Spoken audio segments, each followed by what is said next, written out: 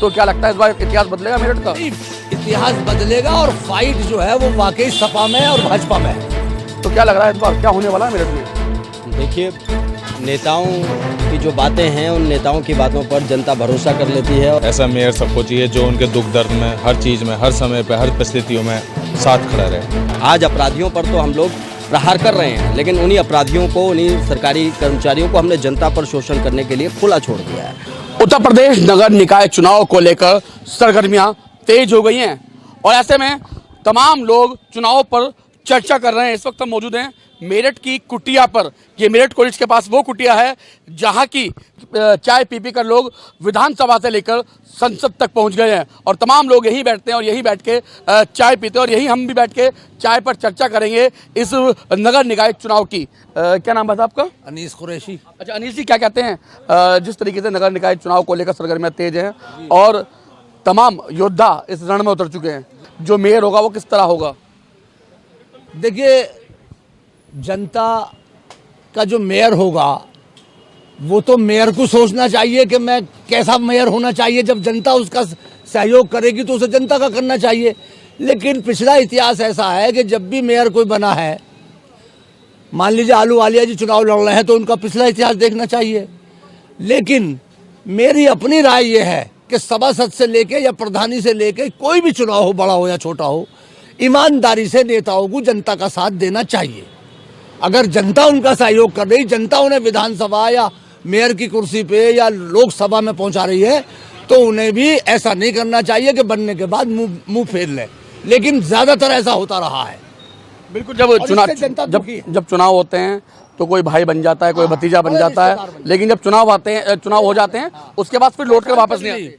हाँ, उसे क्या लग रहा है जनता को कैसे चुनना चाहिए? जनता कैसे फर्क करे, कैसे पहचाने जनता इन लोगों को? फिर देखिए, मैं इसके बारे में एक शेर मेरे याद आ रहा है, अगर आप कहें तो पढ़ूं। बिल्कुल। कि कदम कदम पे अंधेरा है क्या किया जाए, नजर से दूर सवेरा है क्या किया जाए, और जहां पे ठहरे हैं उस गांव का ये आलम है, हर एक शख्स लुटेरा है क्या किया जाए।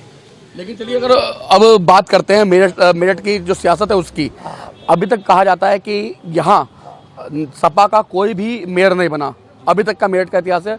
और सबसे बड़ा इतिहास ये है कि जो सरकार प्रदेश में काबिज होती है उसका भी मेयर अभी तक नहीं बना। क्या लगता है इस बार इतिहास बदलेगा मेरठ का? नहीं, इतिहास बदलेगा और फाइट जो है वो वाकई सपा में और भाजपा में है और बीच में कोई नहीं है। बसपा भी मैं समझता हूं कि वो जमानत बचा ले तो बहुत बड़ी बात है। फाइट ही भाजपा में और सपा में है और मैं समझता हूं कि इतिहास बदलेगा और अपने अतुल प्रधान की मिसेस सीमा प्रधान जीतेंगी। अच्छा, क्या लगता है किन आंकड़ों के सहारे या किन मुद्दों के सहारे आप कह रहे हैं कि ऐसा होगा? देखिए, मुद्दे तो अपने अपने सभी लोग कहते हैं कि मेरा ये है, मैं ये करूँगा, मैं वो करूँगा। लेकिन चूंकि अहलूवालिया जी को भी लोग पहले परख चुके हैं, देख चुके हैं, तो ये जो आपने कहा कि इतिहास, अब के इतिहास बदलेगा। और हमको लगता है कि अतुल प्रधान की बीवी सीमा प्रधान जो है वो चुनाव जीतेगी। तो बिल्कुल कहना है कि जो सपा से प्रत्याशी है अतुल प्रधान की वाइफ जो सीमा प्रधान पहले एक बार पूर्व जिला पंचायत अध्यक्ष भी रही हैं। क्या नाम आपका? मेरा नाम नरेंद्र सिंह खजूरी है। नरेंद्र जी, क्या कहते हैं, क्या लग रहा है कि वास्तव में इतिहास बदलने वाला है मेरठ के नगर निगम चुनाव का? देखो, अगर नगर निगम का इतिहास देखो तो मेरे हिसाब से 2 दफ़े बसपा पे सीट रही है और बीजेपी में भी रही है 2 दफ़े। और सबसे बड़ी बात यह है कि जब मोदी जी की सरकार बनी और 200 स्मार्ट सिटी बनने थे, उसमें मेरठ का नंबर भी था। तो मेरठ में जो गंदगी का आलम था वो स्मार्ट सिटी से बहुत दूर रहा। जब उन्हीं की सरकार थी जो आज मौजूदा लड़ रहे हैं बीजेपी के उम्मीदवार, यहाँ अमीर गरीब मध्य वर्ग के सब लोग रहते हैं। यहाँ करों का बहुत बोझ है। करों का बोझ से लोगों को राहत मिले, यहाँ स्वच्छ पानी मिले, स्वास्थ्य मिले। और मेरा अभी मैं अखबार में पढ़ा था 3 महीने पहले कि साहब कुछ वार्डों को 24 घंटे पानी दिया जाएगा, जिसमें साकेत और मानसरोवर थे, परंतु आज घोषणा ही बाकी है, कहीं कोई 24 घंटे वाटर नहीं मिल रहा है। तो नालों की सफाई नहीं हो रही। नालों में जब बाढ़ सी आती है, सड़क ऐसा लगता है ये गड्ढे में सड़क है या सड़क में गड्ढे हैं। तो चारों तरफ से फेल है मामला। और मेरा मानना ये है कि अतुल प्रधान की बीवी बहुत अच्छा चुनाव लड़ रही है और वो उसने ये दिखा दिया है, इतनी कठोर मेहनत वो कर रहा है और उसको जन समर्थन मिलता जा रहा है। मेरा ये मानना है कि निज़ाम बदलेगा और आप समाजवादी का पहला मेयर बनने का ये नगरवासी काम करेंगे। और मैं अपील करूंगा कि यहाँ बीजेपी को हराएं और विपक्ष के उम्मीदवार। जी मैं आपके पास दोबारा आऊँगा। चलिए मेरे साथ पत्रकार हैं नकुल जी, वरिष्ठ पत्रकार हैं। नकुल जी, क्या देखते हैं आप इस चुनाव को? क्योंकि जनता का ये कहना है कि अगर जो विकास है मेरठ का वो सिर्फ इसलिए नहीं हुआ क्योंकि प्रदेश में सरकार किसी और की होती है और मेयर किसी और का होता है, तो कहीं ना कहीं विकास में रोड़ा हुआ हो जाता है। तो क्या लग रहा है इस बार क्या होने वाला है मेरठ में? देखिए, नेताओं की जो बातें हैं उन नेताओं की बातों पर जनता भरोसा कर लेती है और उसी भरोसे के दम पर हम लगातार अलग अलग जगह पर सरकारें बनाते हैं। मैं बीजेपी की बात करता हूं। जब केंद्र में सरकार नहीं थी, प्रदेश में सरकार नहीं थी, जब केंद्र में सरकार बन गई तो कहा कि भाई प्रदेश में भी बना दो, डबल इंजन की सरकार हो जाएगी। अब जब प्रदेश में भी सरकार बन गई तो अब ये कहा जा रहा है कि भाई एक मेयर और बनवा दो हमारा बीजेपी के, तो ट्रिपल इंजन की सरकार हो जाएगी। जनता समझ रही है, जनता को लगता है कि हाँ यार भाई ये कह रहे हैं 2 इंजन है, एक और इंजन लग जाएगा, अपना आदमी हो जाएगा तो विकास तेजी से होगा। लेकिन अभी खजूरी जी ने बताया कि उस वक्त यहाँ शहर में बीजेपी की सरकार थी। और खैर नेताओं को लेकर तो मैं यही कहना चाहूँगा कि किस पर भरोसा करें, यहाँ तो सब लुटेरे बैठे हैं। वो नेता बनकर आते हैं लेकिन वो बहरूपिये बने बैठे हैं। वो सब लोग वो हैं जो विकास की बात है। स्मार्ट सिटी का जिक्र हो रहा था, भाई मेरठ स्मार्ट सिटी बनना था, मेट्रो आ रही है, बहुत अच्छी बात है, लेकिन ऐसे स्मार्ट सिटी तो नहीं बनना था। स्मार्ट सिटी का मतलब होता है वाईफाई मिल रहा है लोगों को, स्मार्ट सिटी का मतलब है लोग नियम कानून का पालन कर रहे हैं, स्मार्ट सिटी का मतलब है माफिया खत्म हो चुका है। वो चीज़ें लेवल पर नहीं आई है। और अब जब अलग अलग कैंडिडेट हैं, हरिकांत अहलूवालिया हैं, उन्हें मैदान में उतारा गया बीजेपी की तरफ से, तो सवाल ये पूछा जा रहा है कि भाई जो और कार्यकर्ता थे, जो बीजेपी के और कार्यकर्ता थे जो इतने समय से मेहनत कर रहे थे, उनको मौका क्यों नहीं दिया गया? एक बूढ़े व्यक्ति को लाकर आप मैदान में उतार रहे हैं, जबकि आज हमारा देश युवाओं का देश है। आज प्रधानमंत्री मोदी जी बूढ़े हो चुके हैं, बुढ़ापा आ चुका है, लेकिन वो देश संभाल रहे हैं, बैठ रहे हैं कि मैं देश को बदल रहा हूँ। उन्हें मौका देना चाहिए, नए युवाओं को मौका देना चाहिए और यही सिटी लेवल पर हो रहा है। आने वाले टाइम में अगर यही चीज़ें चलती रहेंगी तो मैं बता रहा हूँ, अतुल प्रधान ने जिस तरीके से संगीत सोम का घमंड चूर चूर किया, उसी तरीके से सीमा प्रदान कर देंगे हरिकांत अहलूवालिया का, जो मौजूदा स्थिति में देख पा रहा हूँ। चलिए नकुल जी, अपने अभी माफिया राज की बात की, माफिया राज खत्म होना चाहिए, लेकिन आप तो देख रहे हैं उत्तर प्रदेश में किस तरीके से माफिया राज खत्म हो रहा है। चाहे आप विकास दुबे की बात करें, चाहे आप अतीक अहमद की बात करें, या फिर तमाम जो लोग हैं, अगर मेरठ की बात करें तो बदंती बद्दों को आप देख लीजिए, वो भी फरार है। देखिए, माफियाओं का इलाज हो रहा है। मैं मान लेता हूं कि आप एक तरफा बता रहे हैं चीज़ों में कि माफिया का इलाज हो रहा है, लेकिन चुन चुन कर क्यों नहीं हो रहा है? क्यों उनकी एक लिस्ट जो बनाई गई है, अभी वांटेड बताए गए हैं, सबको निकालो, सबको एक एक करके उठा के निपटाओ इसी तरीके से। अतीक अहमद को पुलिस एनकाउंटर करती तो शायद ये होता कि पुलिस के लोग, सरकार के लोग कोर्ट में जाते और जवाब देते। अब उनका एनकाउंटर किसने किया? पुलिस ने नहीं किया है। तो कानून व्यवस्था पर सबसे पहला सवाल यह है कि माफिया को खत्म आप नहीं कर पाए हैं। आपने 3 नए माफिया खड़े कर दिए हैं। वो जो 3 युवा हैं ना, जिन्होंने हिंदुत्व का नाम लेकर, जय श्री राम का नाम लेकर, उन्हें माफिया जरूर बना दिया इस तरीके का माहौल बनाकर। और कल आप देखेंगे कि जो माफिया हैं वो माफिया और अलग अलग जगहों से खड़े होंगे, क्योंकि इस घटना के बाद लोगों को ये लगने लगा है कि भाई बंदूक जेब में रखो और उठाओ, जाके किसी को भी गोली मार दो। और अगर ऐसा नहीं था तो अगले दिन, अतीक की हत्या के अगले दिन, क्यों सीएम योगी आदित्यनाथ और उनके तमाम मंत्रियों ने अपने तमाम कार्यक्रम स्थगित किए? अगर माफिया को खत्म कर दिया था तो सरकार को किस बात का डर था? दिक्कत प्रचार जिस तरीके से किया जा रहा है, उस प्रचार पर जनता जा रही है, हम भी समझ रहे हैं, जनता को भी समझ आ रहा है, लेकिन जो हकीकत है वो धरातल पर ना तो दिख पा रही है, ना लोग उससे समझ पा रहे हैं। लेकिन प्रैक्टिकली ये बात है कि अगर माफिया खत्म हो गया तो सरकार क्यों डर रही है भाई? अगर योगी जी की सुरक्षा बढ़ाई जाएगी, सुरक्षा बढ़ाने की क्या ज़रूरत हो? माफिया को ख़त्म कर रहे हैं ना वो, उतनी उनके पास सुरक्षा है जिसमें उनका बचाव हो सकता है। लेकिन अब सुरक्षा बढ़ाएंगे, ये करेंगे, माफिया खत्म हो रहा नहीं हो रहा। देखिए, कानून का पालन होना, एक कानून के दायरे में चीज़ें होना और एक कानून से परे चीज़ें होना, दोनों में बहुत अंतर है। तो बिल्कुल। चलिए, एक भैया हैं, रवि जी, क्या कहते हैं, किस तरह का चाहते हैं मेयर आप अपने मेरठ में? मेयर तो मैं और जनता एक ही चीज़ चाहती है, जो उनकी सुने। ऐसा मेयर सबको चाहिए जो उनके दुख दर्द में, हर चीज़ में, हर समय पे, हर परिस्थितियों में साथ खड़ा रहे। तो जनता तो मेयर उसी को चाहेगी जो उनके लिए हमेशा खड़ा रहे। और बीजेपी के अलावा और मेरे ख्याल से और कोई पार्टी तो खड़ी रहती थी किसी नहीं। अभी तो ये सब लोग तो कह रहे हैं कि जो समाजवादी पार्टी है उसका मेयर अच्छा है। विधायक संगीत सोम को उसने पीछे छोड़ा है अतुल प्रधान ने, और सीमा प्रधान को सब लोग कह रहे हैं कि सीमा प्रधान आएगी इस बार। तो देखो हार जीत तो यही रहता ही रहता है, आप इसे कैसे नकार सकते हैं। 4 आदमी खड़े हैं, एक तो एक जीतेगा। अब किसने किसको पछाड़ दिया, ऐसे तो बहुत सारे इलेक्शन भी हुए हैं। आप एक ही चीज़ को नोटिस करोगे कि हरा दिया अतुल प्रधान ने, वो भी बाकी और इलेक्शन छोड़ दिया आपने। और भी तो इलेक्शन है जहाँ बम्पर जीत मिली है बीजेपी को, उसके बारे में कोई जिक्र नहीं करता। सिर्फ जहाँ एक बार हार जाए तो वहाँ जिक्र है। जनता की पसंद हमेशा बीजेपी है और बीजेपी रहेगी। और जो योगी काम कर रहा है यूपी में, आपको ही पता है, इससे पहले कई साल हो गए बसपा भी थी, सपा भी थी। कांग्रेस को तो खैर बाई चांस यहाँ पे मिला ही नहीं यूपी में। वो भी जितना ही सपा और बसपा ने राज किया है यूपी में, और किसी पार्टी ने नहीं किया। और क्या हाल यूपी का रहा, और क्या रवि जी ये जो तीनों लोग हैं ये तो सपा की बात कर रहे हैं, लेकिन मैं आम आदमी पार्टी की बात कर रहा हूँ। आम आदमी पार्टी दावे कर रही है, क्योंकि 10 साल में जिस तरीके से नेशनल पार्टी बनी है, अब वो उत्तर प्रदेश की ओर आ गई है। उत्तर प्रदेश में कह रही है कि दिल्ली मॉडल बनाएंगे और हाउस टैक्स हाफ और वाटर टैक्स माफ करेंगे। तो जनता जरूर समर्थन करेगी, फिर तो उसको जनता को चाहिए भी ये चीज़ें। भाई साहब सीधा सी एक बात है, अगर अरविंद केजरीवाल की बात आप कर रहे हो, वो है पढ़ा लिखा चोर। जो उसने दिल्ली को पहले जब वो सीएम बना था, वो लंदन बना रहा था, पेरिस बना रहा था। आज दिल्ली में जाके देख लो कितना लंदन बना, कितना पेरिस बना। उसका तो घर लंदन जैसा हो गया। कल परसों आ रहे हैं ना 10-10 लाख के 20-20 लाख के पर्दे, 45 करोड़ का खर्चा। सरकारी बंगला है, कोई घर का बंगला थोड़ी है। अब केजरीवाल है, जनता सब देख रही है। जनता घर को लंदन बनाया तो मेरठ को भी लंदन बना देंगे फिर तो। दिल्ली क्यों नहीं बना लंदन? मैं तो दिल्ली कह रहा हूँ ना। पहले घर तो हर कोई बनाता लंदन, घर में कौन सफाई नहीं करता अपना? बाहर की सफाई करके दो ना। बीजेपी के अलावा और कोई विकल्प है ही नहीं, और बीजेपी है जो देश को सुधारेगी और देश को आगे बढ़ाएगी। आम आदमी पार्टी वाले तो कहा है शिक्षा चिकित्सा सब चीज़ में दिल्ली बढ़िया, उत्तर प्रदेश बिल्कुल बेकार है। भाई साहब एक भी स्कूल अगर केजरीवाल ने बनाया हो दिल्ली में, जो उसके भाषण थे, आज तक तो हमने धरातल पर तो देखे नहीं है। हाँ, रिपेयर करना और उसको मरम्मत कराना और लेटरिंगों का निर्माण करना, उसे क्लासेस पे कन्वर्ट कर देना, ये सब बातें ही हैं। कहीं नहीं शिक्षा उसने अच्छी दी है। मास्टर भी नहीं जाते स्कूल में, आप जाके देखो ना, वहाँ पे पता लग जाएगा क्या सच है क्या झूठ है।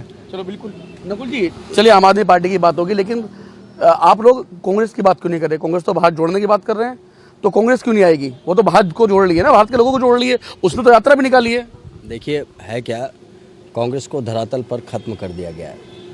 जो कांग्रेस थी वाकई में, उससे कांग्रेस को ख़त्म करने में कांग्रेस का तो बड़ा हाथ है ही, साथ में बीजेपी का भी बड़ा हाथ है। और बीजेपी का बड़ा हाथ ऐसे नहीं है कि उन्होंने कांग्रेस को पॉलिटिकली ख़त्म किया है। उन्होंने क्या किया है, कांग्रेस के अच्छे नेता को उठाया, बीजेपी ज्वाइन करवा दी। जितनी कांग्रेस की गंद थी वो आज बीजेपी में घुसेड़ ली गई है। अब उसे आप गंद कहेंगे, वो कांग्रेस के लिए अच्छी थी और आज वो बीजेपी के लिए भी अच्छी है। जितिन प्रसाद को आप देख लीजिए, मंत्री बना दिया गया सीधा, और इतने बड़े बड़े घोटाले हुए हैं नगर PWD में कि आप अंदाज़ा नहीं लगा सकते। और यूपी में तो कांग्रेस की बात इस वक्त इसलिए नहीं होगी क्योंकि कांग्रेस के पास मजबूत चेहरा नहीं है। राहुल गांधी हैं, राहुल गांधी आते हैं, 2-4 भाषण देते हैं, भारत यात्रा निकालते हैं, चले जाते हैं। चलिए, आपने अभी एक बात कही थी कानून व्यवस्था की, लेकिन कानून व्यवस्था की बात के जो दावे हैं वो बसपा हमेशा करती है, मायावती हमेशा करते हैं कि जब उनकी शासन था तो कानून व्यवस्था बहुत अच्छी थी। तो ऐसे मायावती क्यों नहीं आएगी फिर? क्यों उनका मेयर नहीं आएगा फिर यहाँ पे? देखिए मायावती, आप देख रहे होंगे बहुत दिनों से मायावती साइलेंट है, काफ़ी समय से चुनावी रूप से वो साइलेंट है। अपने ना तो कैंडिडेट वो डिक्लेयर कर रही है, ना वो किसी चुनावी सभा में खुलकर हिस्सा ले रही है, ना वो अपने चीज़ों में आगे बढ़कर। मेरठ में मेयर पद है उनका प्रत्याशी, मेरठ में मेयर पद पर उनका प्रत्याशी है। लेकिन मायावती ने जो अपना जो साइलेंट रही हैं बहुत समय तक, वो साइलेंस उन्हें नुकसान दे रहा है। जो उनका वोटर है वो इधर उधर दौड़ रहा है, उसे समझ ही नहीं आ रहा है कि मायावती के साथ रहे या किसके साथ जाए। तो जो मायावती का वोटर है, भले ही मायावती ये गलतफहमी पाले बैठी हो कि मेरा वोटर मेरे साथ है, लेकिन इस वक्त वोटर ही कंफर्टेबल नहीं हो रहा है मायावती के साथ। मायावती जब शांत बैठी हुई है तो वोटर कंफर्टेबल नहीं हो पा रहा है। और मायावती का जो कैंडिडेट है, इसलिए उनके जीतने की संभावनाएं ना के बराबर हैं। इसी वजह से ना के बराबर हैं क्योंकि मायावती एक्टिव नहीं है। टिकट बांट देना ये एक अलग प्रक्रिया है। टिकटों का बंटवारा किस तरीके से होता है आपको पता है, सारे मीडिया कर्मी जानते हैं, सारी पार्टियां जानती हैं। टिकट पैसा लेकर दिए जाते हैं, चाहे मायावती की पार्टी हो चाहे कोई और पार्टी हो। और कानून व्यवस्था की आप बात कर रहे थे, मायावती के शासनकाल में ये बात थी कि आज जो कानून व्यवस्था है उससे बेहतर कानून व्यवस्था होती थी। क्यों? उसका एक रीज़न इसलिए है क्योंकि उस दौर में अपराधियों का एनकाउंटर तो होता ही था, साथ में जो अधिकारी होते थे वो समय पर काम करते थे और वो भी लेवल में रहते थे। आज अपराधियों पर तो हम लोग प्रहार कर रहे हैं, लेकिन उन्हीं अपराधियों को, उन्हीं सरकारी कर्मचारियों को हमने जनता पर शोषण करने के लिए खुला छोड़ दिया है। तो ये अंतर है। बाकी योगी जी कहते हैं कि योगी जी रुकने वाले नहीं हैं। तो योगी जी जब प्रधानमंत्री बनेंगे तो देश देखेगा कि वो क्या करेंगे। यूपी में तो आप मानते हैं योगी जी प्रधान? देखिए, योगी जी प्रधानमंत्री मटेरियल है, नो डाउट। उस व्यक्ति को काम करने ही नहीं दिया जा रहा है। वो अगर वो चाहे, वो उस जैसा व्यक्ति अगर चाहे तो माफियाओं को निकाल कर वो एक तरफ कर दे, लेकिन उस व्यक्ति को काम नहीं करने दिया जा रहा। मोदी जी को बुढ़ापा आ चुका है, योगी जी जवान हैं, वो आएंगे। देखिए, हिंदू राष्ट्र बने ना बने, लेकिन व्यवस्थाएं ऐसी हो जाएं जो चीज़ों के समझ में आ जाए। अब योगी जी भी बैठे हुए हैं तो वो भी दबे हुए हैं। बहुत सारी चीज़ें योगी जी तक पहुंचती नहीं, क्योंकि अधिकारी कहाँ के बैठे हुए हैं, केंद्र के बैठे हुए हैं। केंद्र के अधिकारी एक इधर बिठा दिए योगी जी के, एक इधर बिठा दिया। 4-5 चीज़ें ऐसी कर रखी हैं जिससे कैप्चर हैं योगी जी। काम जो होना चाहिए उस लेवल का नहीं हो रहा है। बीजेपी को भी डर लग रहा है, केंद्र के बड़े नेताओं को भी डर लग रहा है, मोदी जी को भी डर लग रहा है, अमित शाह को भी डर लग रहा है, क्योंकि आने वाला प्रधानमंत्री उनमें से ही कोई बनना चाह रहा होगा मोदी जी के बाद। तो भाई डर किससे लग रहा है? योगी आदित्यनाथ से।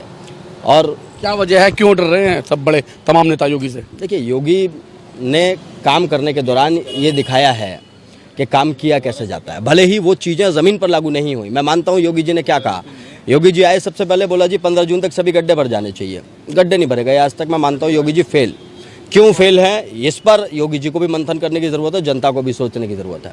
अधिकारियों ने गड्ढे क्यों नहीं भरे, योगी जी का आदेश क्यों नहीं माना, ये कैसे योगी जी आ जाएंगे जब उन्होंने कुछ काम ही नहीं करा? लीजिए, योगी जी माफियाओं के लिए तो काम कर रहे हैं, इसीलिए तो पब्लिक खड़ी हुई है। बोला यार माफिया खत्म हो रहा है, लेकिन ये नहीं पता लोगों को कि हर चौराहे पर माफिया बैठा हुआ है। कोई किसी का शोषण कर रहा है, कोई किसी का शोषण कर रहा है। अतीक के मारे जाने को अगर हम कंडेम कर रहे थे और तमाम चीज़ें जो हो रही थी, तो उसमें उन माफियाओं का भी जिक्र होना चाहिए जो मोहल्ले मोहल्ले लोगों को परेशान करते हैं। जो मोहल्ले मैं दोबारा बात आपके पास, रवि जी मैं दोबारा आऊँगा आपके पास। भाजपा क्या कहते हैं, क्योंकि अभी तमाम बातचीत की हमने, सपा पे बात की, भाजपा पे की, कांग्रेस पे की, बसपा पे की, तो क्यों सपा के अलावा कोई और क्यों नहीं आएगा मेरठ में, क्यों मेयर नहीं बनेगा? देखिए, बात यह है कि ये तो समय बताएगा, लेकिन जो हम लोगों की राय है, जो हमारी सोच है, जो जनता की सोच है, देखिए मायावती जी तो ये समझ लीजिए, एक तो उनका कैंडिडेट जो आया है उसे कोई जानता पहचानता भी नहीं है, राजनीतिक आदमी, उसकी कोई वो छवि नहीं है। दूसरी बात यह है कि अतुल प्रधान जो हैं वो जनता के बीच में रहने वाले आदमी हैं और लोगों का काम करते हैं। आप समझ रहे, वो काम करते हैं, जनता काम चाहती है। जनता ये चाहती है कि अगर मेरा कोई उत्पीड़न कर रहा है तो मेरा कोई हिमायती आए। तो अतुल प्रधान में ये बात है कि वो गरीब, मजलूम, बेसहारा लोगों की मदद करने में सक्षम है। लेकिन तमाम जो नेता हैं जो पहले मेयर रहे हैं, अभी बताया जाता है कि इतिहास रहा है मेरठ का, जिसका शासन होता है, जिसकी सत्ता होती है, मेयर उसका नहीं होता। तो इसलिए जो मेरठ का जो विकास रुक गया, विकास की जो गति है उसको जो पढ़ नहीं लगे, वो यही कहते हैं कि रोड़ा जो बीच में वो यही आ जाता है कि भाई जो शासन है वो काम नहीं करने देता उनको, मेयर को। तो अतुल प्रधान के आगे कोई ऐसी चीज़ नहीं है कि क्या? मैं एक बात बताऊं आपको, चाहे पार्लियामेंट का मेंबर हो, चाहे विधानसभा का मेंबर हो, चाहे मेयर हो, अगर आदमी में काबिलियत है और आदमी को जनता से मोहब्बत है और वो सच्चा ईमानदार है, तो वो किसी की भी सरकार हो, अपोजिशन में रह के भी लोगों के काम कराएगा। अब अगर अतुल प्रधान मेयर बन जाते हैं तो उसमें ये काबिलियत है कि वो जो गवर्नमेंट से उसे लेना चाहेगा शहर के लिए, वो बिल्कुल उससे स्वीकृत करा के लाएंगे। ये भी हर आदमी में खूबी नहीं होती है। तो बिल्कुल। अच्छा, क्या कहते हैं जो पिछले जो मेयर रहे हैं मेरठ में, वो बहानेबाजी करते थे क्या कि भाई शासन मदद नहीं करती? देखो ऐसा है, अभी मेरे एक साथी ने कहा कि डबल इंजन की सरकार, उसके बावजूद भी कुछ नहीं। यहाँ ऐसा मेयर चाहिए मेरठ वासियों को जो गरीबों का सबका ख्याल रखे। ये जो हाउस टैक्स और जो और टैक्सेस लग रहे हैं इनमें कटौती करे, पानी स्वच्छ पानी हो, स्वास्थ्य का ध्यान रखा जाए, सड़कें बढ़िया हों, ये सारी चीज़ें होनी चाहिए जो सुलभ मिलता हो। तो मेरा कहने का मतलब ये है कि ये तो बेकार की बात है। कानून व्यवस्था की बात करते हैं, सबसे बड़ा फेल्यूर ये है कि दो आदमियों की, एक एक्स MP, एक्स MLA और एक्स MLA, दो की हत्या हो जाती है, सरेआम हो जाती है। तो कानून व्यवस्था कहाँ चला गया? आप लोगों ने लिखा कि यहाँ एक दिन में 6 मर्डर हो रहे हैं, 24 घंटे में 8 मर्डर, चोरियाँ हो रही हैं, कानून व्यवस्था है कहाँ? तो कानून व्यवस्था की दुहाई जो दे रहे हैं।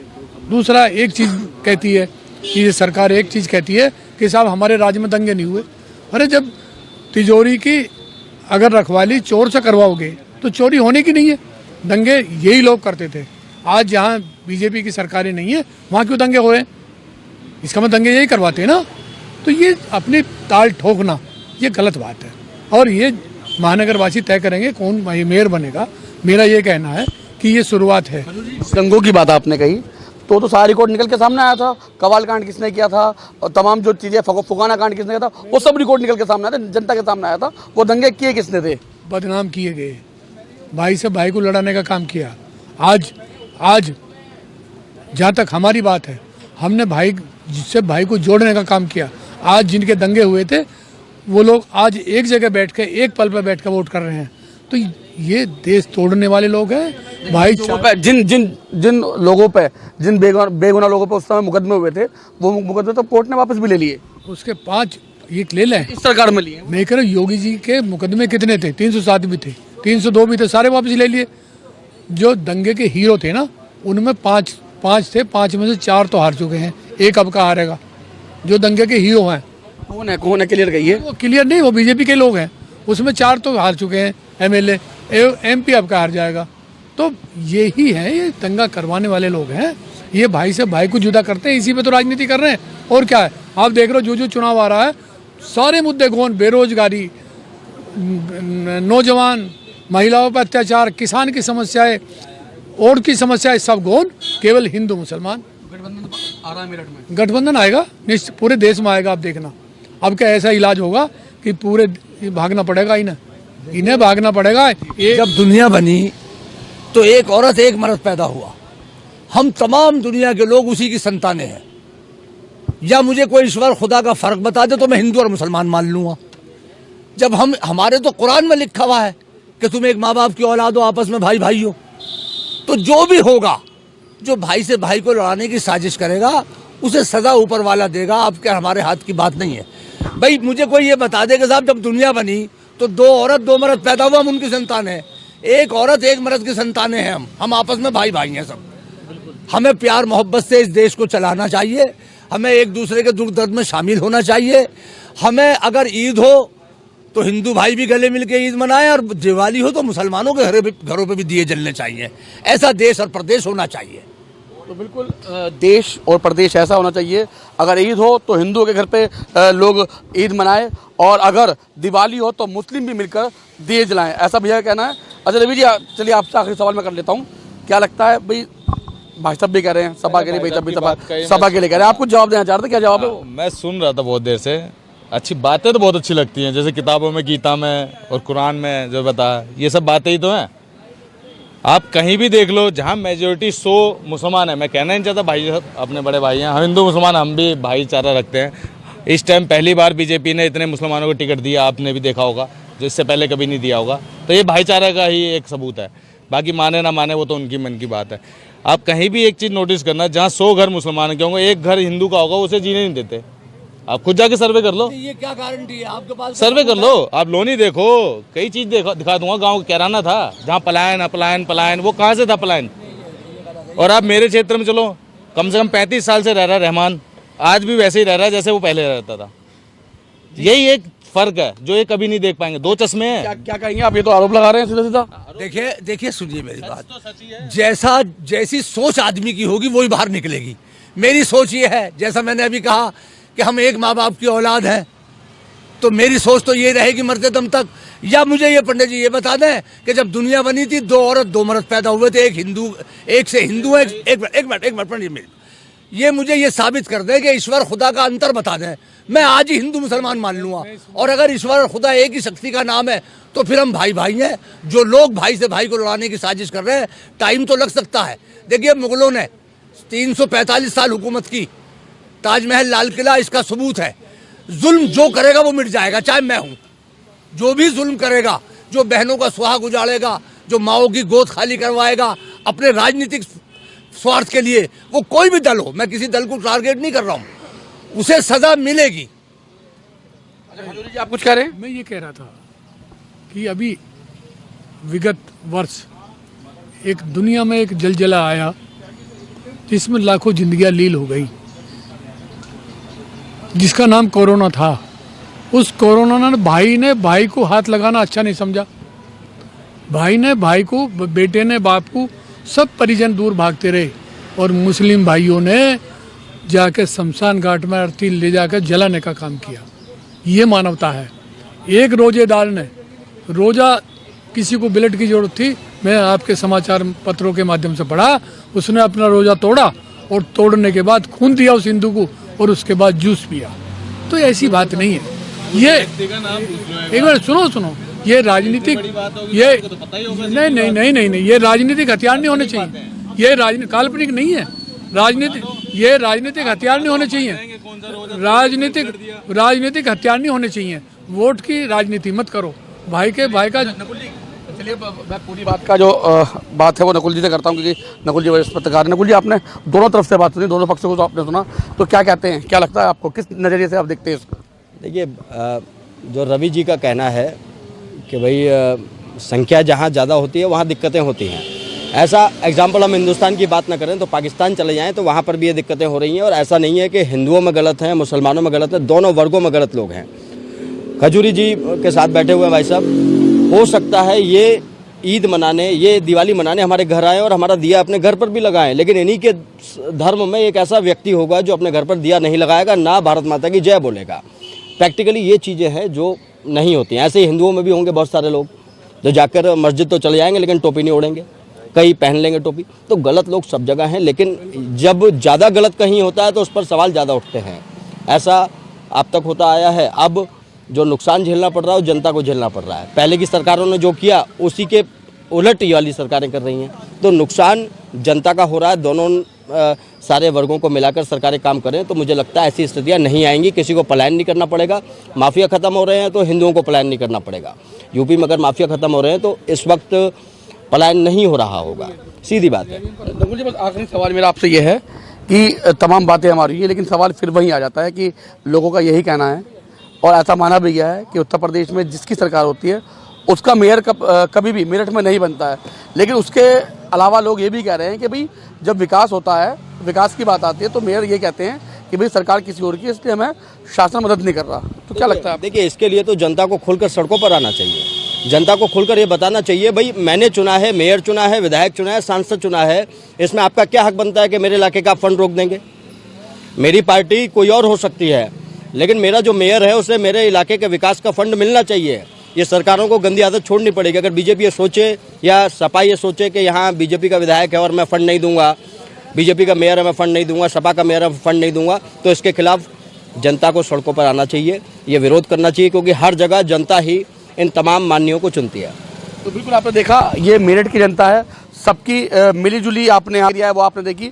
तो साफ तौर पर यही कहना है कि अब जिस तरीके से यहाँ पर सपा की बात की जा रही है, लोग यही कह रहे हैं कि इस बार जो सपा की सीमा प्रधान है वो जरूर भाजपा पर भारी पड़ सकती है और साथ ही साथ मेरठ का इतिहास भी बदल सकती हैं।